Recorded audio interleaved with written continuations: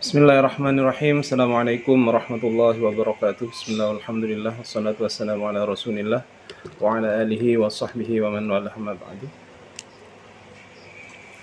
Baik, saya akan mengomentari beberapa pertanyaan yang sudah ditanyakan di forum diskusi tadi.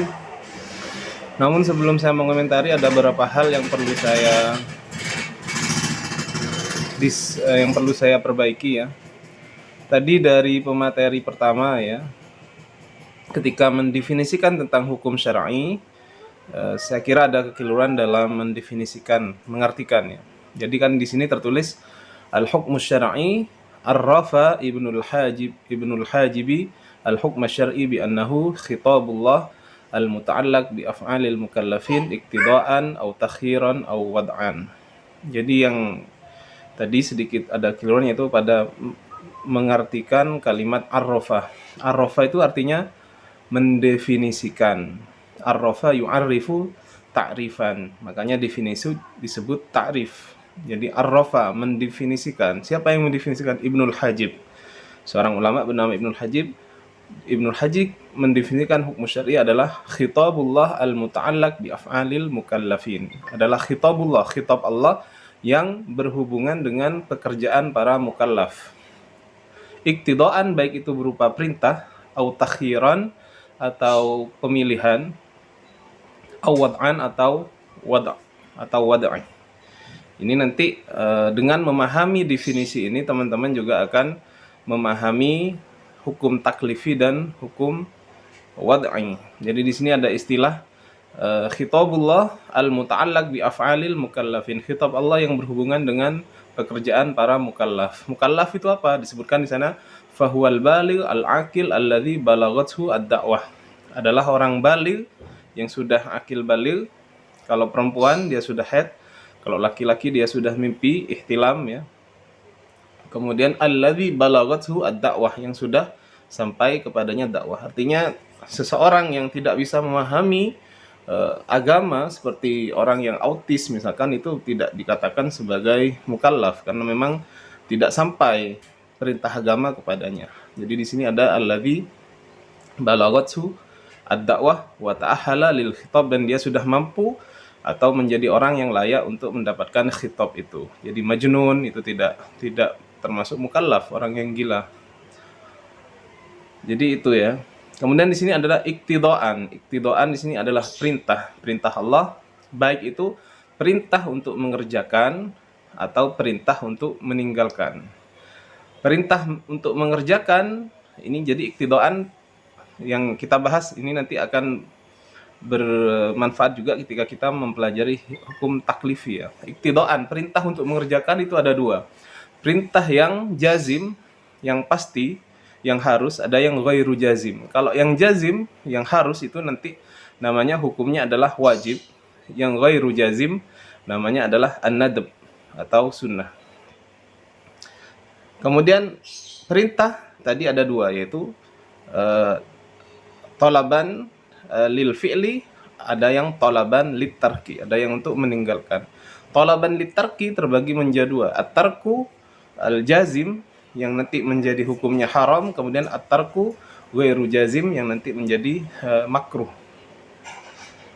Jadi kemudian au takhiran. Setelah ada takhiran, ini ada pemilihan, boleh dikerjakan atau boleh tidak dikerjakan, nanti hukumnya menjadi mubah. Jadi yang tadi perintah Allah itu, baik itu perintah yang jazim, perintah untuk mengerjakan itu terbagi menjadi dua, yaitu yang jazim dan ghairu jazim. Yang perintah yang jazim kemudian menjadi namanya hukumnya wajib, yang ghairu jazim menjadi nadab atau sunnah.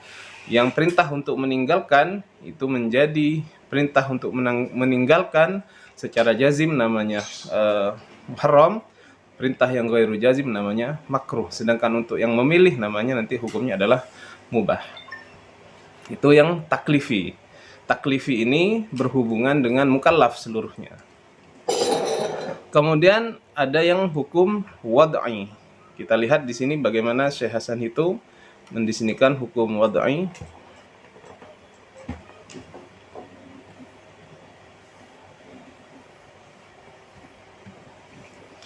Baik, al-hukmu syar'i al-wad'i wa amma al-hukmu syar'i al-wad'i fa huwa khitabullah al-muta'allaqu bi ja'li syai' sababan aw syartan aw mani'an aw sahihan aw fasidan. Adalah hukum syariat yang berupa khitab Allah yang berhubungan dengan menjadikan sesuatu sebagai sebab atau sebagai syarat atau sebagai mani pencegah atau sahih dan juga fasid. Jadi kita diperkenalkan di sini bahwasanya khitabullah al-muta'allaq bi ja'li syai' ini tidak ada hubungannya, tidak terkhusus kepada fi'il mukallaf ya. Kalau tadi hukum taklifi itu hanya berhubungan dengan mukallaf, tapi kalau yang hukum syar'i al-wad'i ini berhubungan dengan mukallaf dan juga ghairu mukallaf. Jadi kita misalkan sebab ya. Yang sebab huwa ma yalzam min wujudihi al-wujud wa min adamihi al-adam. Ialah sesuatu yang memastikan dari adanya sebab itu tentang adanya sesuatu, dan ketidakadanya sebab itu tentang ketidakadanya sesuatu. Jadi misalkan di antara sebab orang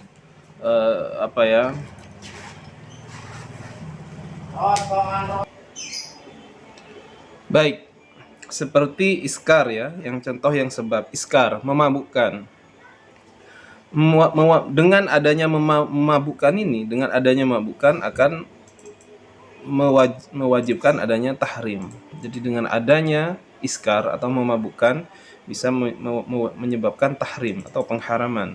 Dengan tidak adanya iskar, bahwanya sesuatu itu tidak mengandung yang sesuatu yang memabukkan, maka itu tidak menyebabkan adanya pengharaman. Jadi dengan adanya iskar atau memabukkan ini bisa menyebabkan adanya hukum tahrim atau pengharaman. Itu yang disebut sebab.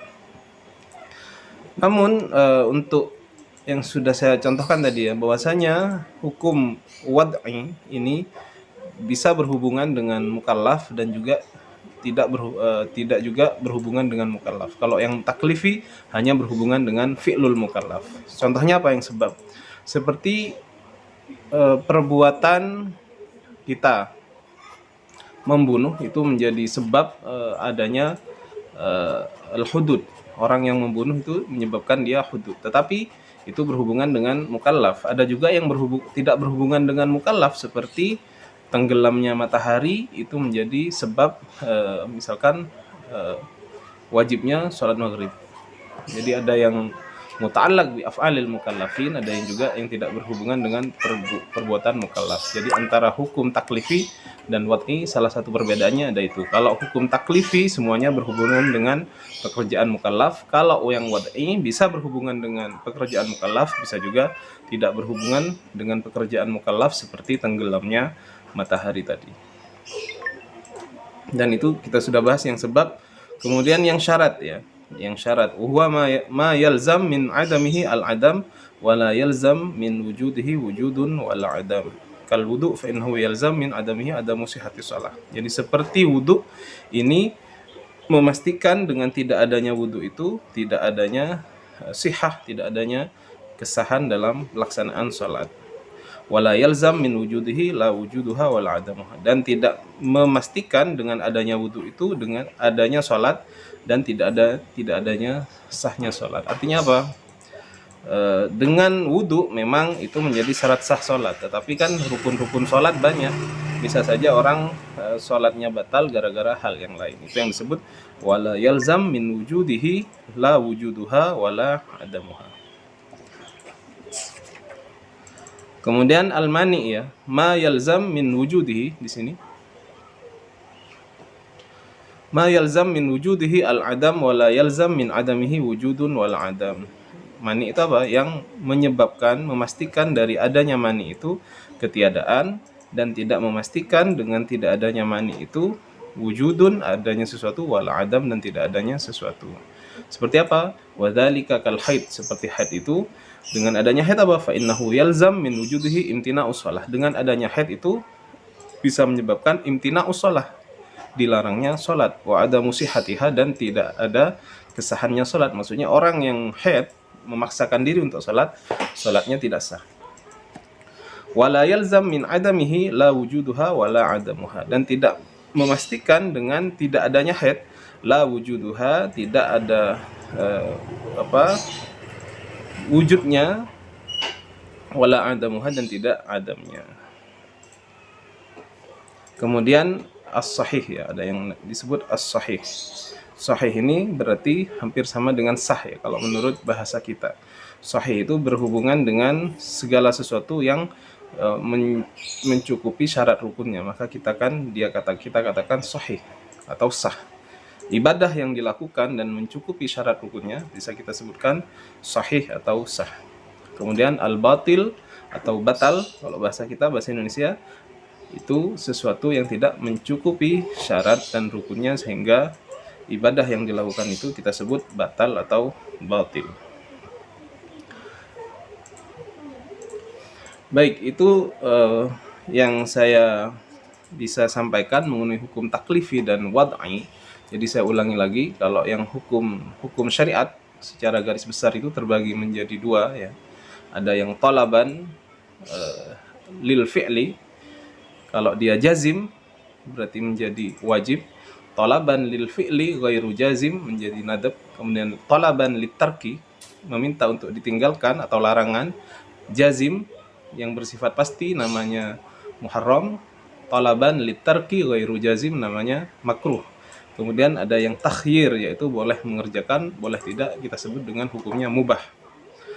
Itu yang taklifi. Kemudian yang wad'i tadi sudah kita sebutkan terbagi menjadi 5, yaitu sebab, syarat, kemudian mani, dan sahih, dan batil. Kemudian tadi pertanyaannya menyangkut pertanyaan tentang najis, ya. Jadi najis, apakah najis itu masuk yang taklifi atau yang wad'i? Jadi kita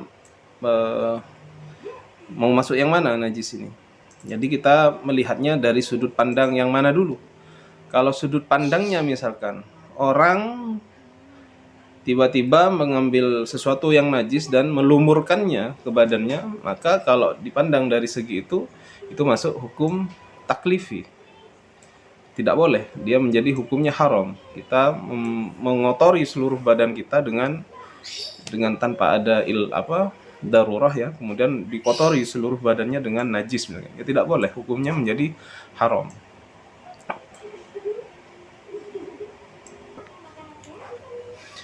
Kemudian najis itu bisa juga masuk dalam ranah hukum wad'i kalau kita melihatnya, misalkan orang yang terkena najis itu menyebabkan sholatnya tidak sah.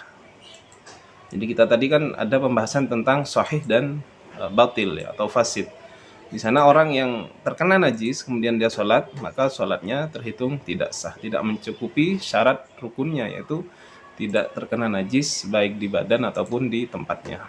Jadi itu tergantung sudut pandangnya, teman-teman. Bisa masuk taklifi kalau memang dia misalkan dengan tanpa alasan melumuri badannya dengan sesuatu yang najis, dengan kotoran hewan, itu bisa menjadi haram bagi dia. Tapi juga bisa masuk dalam hukum wad'i, misalkan ketika najis itu dijadikan syarat sahnya sholat. Orang yang sholat kemudian ada najis, maka sholatnya menjadi tidak sah atau batil atau fasid tadi. Begitu mengenai yang kotoran, ya, yang najis. Kemudian tentang masalah bid'ah, ini masalah yang cukup sering kita dengar akhir-akhir ini. Memang benar dari salah satu pemateri bahwasanya bid'ah itu bukan hukum. Tidak ada apa hukumnya melaksanakan kunut bid'ah misalkan, itu bukan hukum, ya. Jadi hukum sudah kita jelaskan tadi. Jadi kalau orang belajar usul fiqh dengan baik dan benar, bisa memetakan sebenarnya orang ini benar nggak cara berpikirnya, Ustadz ini benar nggak secara usul fikih, benar nggak dia menghukumi sesuatu dengan bid'ah. Jadi misalkan harus dijelaskan begini, apa hukumnya sholat maghrib 2 rakaat, maka hukumnya bid'ah misalkan. Jadi bid'ah itu kalau kita mau bagi lagi, ya, jadi bid'ah ada yang dalam makna luas, artinya kalau kita luaskan, tidak kita persempit maknanya, menjadi bid'ah sesuatu yang